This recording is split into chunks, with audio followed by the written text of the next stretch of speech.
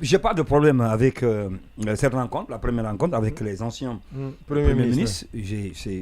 Personnellement, j'ai aimé. Ouais. Parce que quand vous venez quelque part pour la première fois, quoi qu'on puisse dire sur Bahouri, politique, économiste, quoi, mais pour ce poste-ci, il ne l'a jamais occupé. Il a été ministre, certes, oui. Politiquement, oui. Il est assis, il a une base, oui. Mais Premier ministre, ce n'est pas donné à n'importe qui. Ouais. Et donc, pour la première fois qu'il occupe ce poste de Premier ministre, c'était pour moi normal qu'il rencontre ses aînés, échanger avec eux, ne serait-ce que tirer quelque chose de consistant pour pouvoir mettre les bases. Moi, je pense que là, il est dans une démarche, en tout cas que personnellement, j'apprécie. Maintenant, la présence des uns et l'absence des autres, pour moi, la question ne doit pas se poser parce que ceux qui ne sont pas là, ceux qui ne sont pas là, c'est lui, il est absent du pays. Vous pouvez aussi dire que ça a été sélectif. Mais Kassouri est là, par contre. Non, mais c'est... pardon. Kassouri est là. C'est vrai, il a maille avec la justice, mais il est là. Je suis d'accord. Quand vous preniez Sidia est absent du pays, c'est lui est absent du pays. Lansana Kouyaté n'est pas là, il est en déplacement. Bon, peut-être le cas de Kassouri, mais compte tenu de sa situation... Bernard Goumou aussi. Oui, Goumou. Peut-être l'absence de Goumou. Ça, beaucoup l'ont dit. Est-ce que pourquoi Goumou n'a pas été présent donc à cette rencontre? Comme lui vient de là aussi, justement, je me dis il vient juste de passer la main donc à Bahouri. Est-ce que c'est ça? C'est la grosse question. C'est la question que je me pose.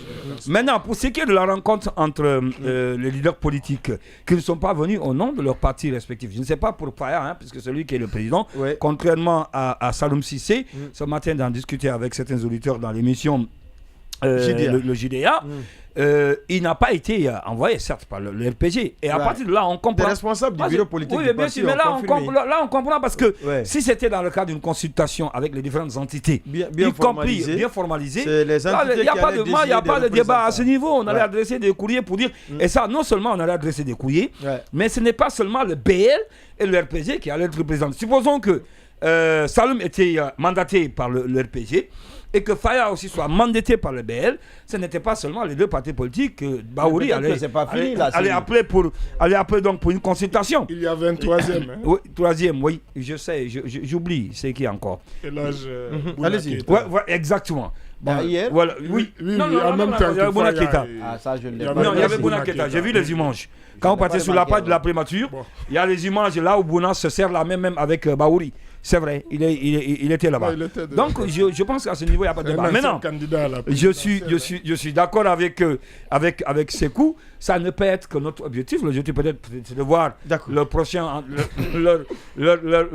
comment on appelle ça, entrée prochaine dans le gouvernement à venir. Et si c'est ça, peut-être l'autre, il est déjà out. Non, pas Bouna. Non, vous aussi, Bouna ne peut pas être ministre. Il va gérer quel département ministériel? Et Bouya. Il va gérer quel département ministériel? Non, c'est pas Bouna, c'est Bouya. Bouya aussi était là-bas. Bouya Konaté était là-bas. Mais Bouna Keita aussi était là-bas. J'ai vu les images. Bouya était là, Bouna Keita était là. La presse qui sera le ministre des Affaires étrangères. Oui, allez-y. Bouna va occuper quel poste ministériel? Baïla Amadou Traoré. Le ministère des Mines, par exemple. Ou du commerce. Des mines ou du commerce. Il a une certaine expérience dans l'activité. Mais ce qui est surprenant, peut-être que ça fera l'objet d'un autre débat si entre-temps la liste, le gouvernement n'est pas meublé. Quand vous causez avec les responsables des différents ministères, en tout cas des travailleurs, rares sont les départements où on veut... Il n'y en a même pas.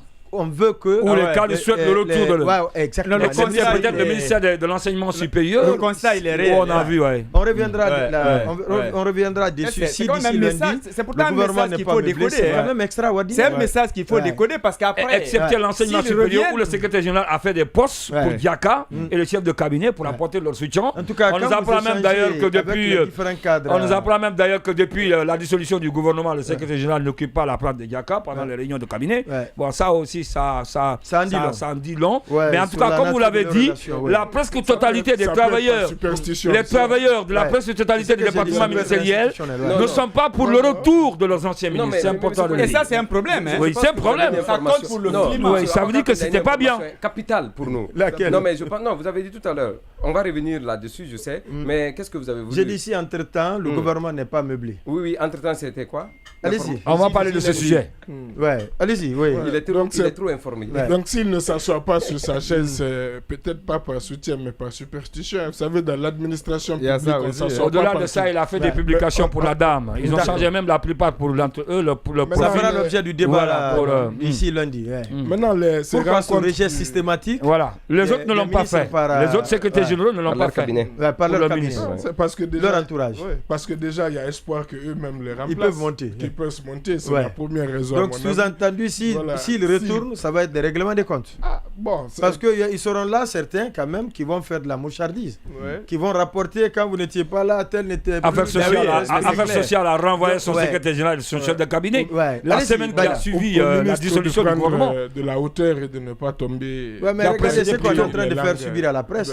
Est-ce que des responsables, surtout au niveau de ce que le CNRD a mis en place jusqu'ici, savent prendre de la hauteur? La réponse est non, malheureusement. Non, espérons que ça change. Donc, pour cette rencontre du Premier ministre, moi, avec les acteurs politiques.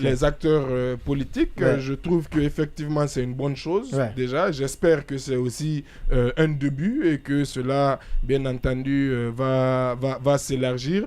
Je suis d'accord avec Sanso sur la question du cadre formel. Après, je me demande aussi, justement, comme on ne sait pas exactement quel est le but précis de ces consultations, surtout qu'elles arrivent avant la nomination d'un gouvernement, parce que quelque part je me dis, est-ce que déjà c'est une consultation du coup en rapport avec la composition du gouvernement ou est-ce que c'est une consultation autour des actes de la vie courante ou des dossiers, on va dire, de la vie politique? Si tel est le cas, par exemple, je pourrais dire que c'est précipité. Pourquoi ne pas attendre? Parce que ça serait un peu aussi déjà court-circuiter déjà certainement les futurs ministres en charge par exemple, du dialogue social, du dialogue ou du dialogue politique. Mais sauf que à ce niveau, c'est le Premier ministre qui est en charge selon l'ancienne constitution. Voilà, l'ancienne constitution.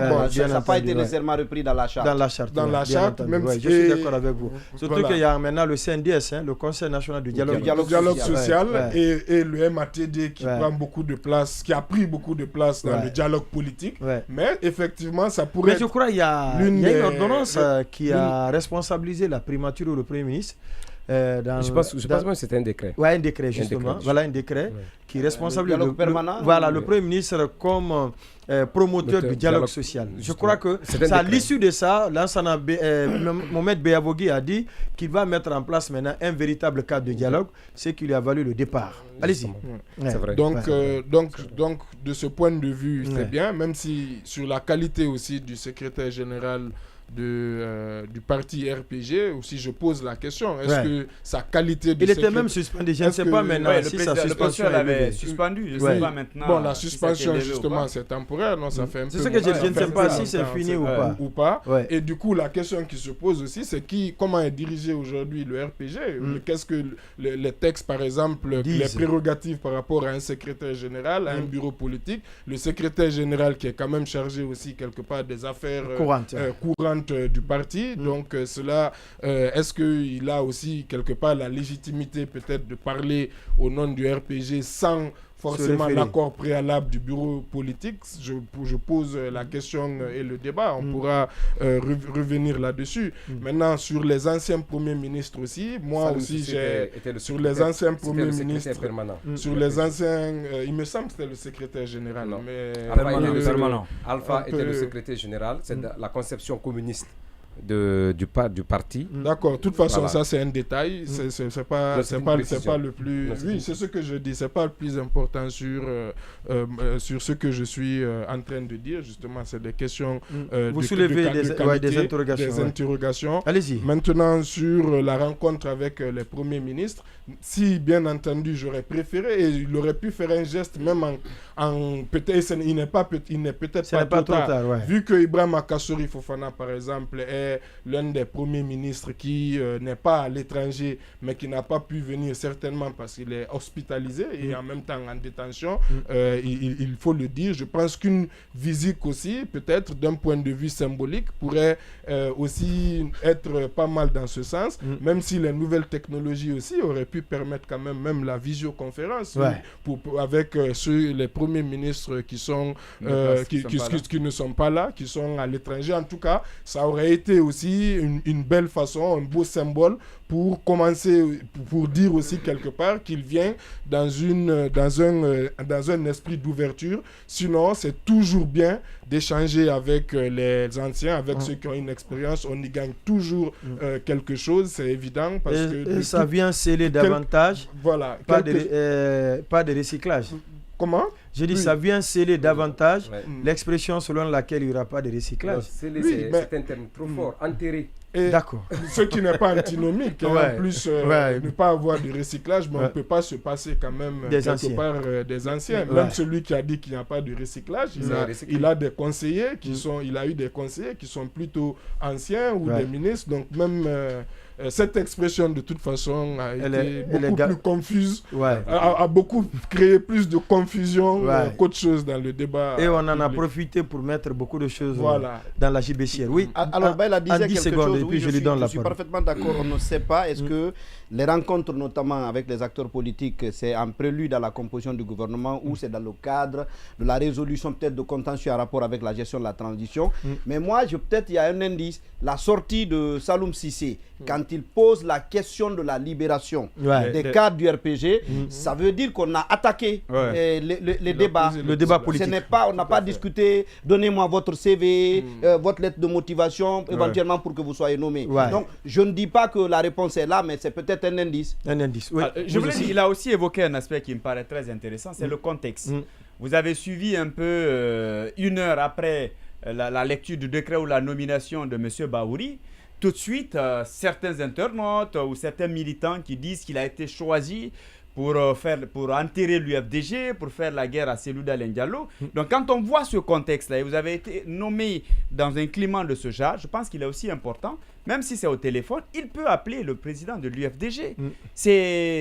Pour moi, c'est aussi... non, si c'est fait, on le saura. Si c'est fait, on le saura, mais à ma connaissance, ça n'a pas été fait. C'est quand même important, parce que c'est vraiment montrer qu'il y a un esprit d'ouverture, mais au-delà, qu'il est cette fois-ci, Bahouri, Premier ministre, et pour qui sous-entend qu'il est un homme d'État, il n'a pas de compte personnel à régler avec qui que ce soit. On va aller à la pause, on se reprendra tout à l'heure. Et très rapidement, on va aller avec le deuxième sujet avant le deuxième sujet, c'est par rapport au message de Kaloul et de Khalil. Je voudrais juste rappeler que le 11 janvier 2011, le printemps arabe a pris ses racines, a pris ses sources, a pris son déclenchement, a pris son origine à partir de Sidi Bouzi, un village situé à 240 km de Tunis. Malgré la coupure de l'Internet, avec Mohamed Bouazizi, qui s'était molli avec le feu. Cela n'a pas arrêté la révolution, ou ce qu'on a appelé la révolution du Jasmine. En d'autres termes, la révolution ou le printemps arabe. Donc, on peut couper Internet, on peut couper tout.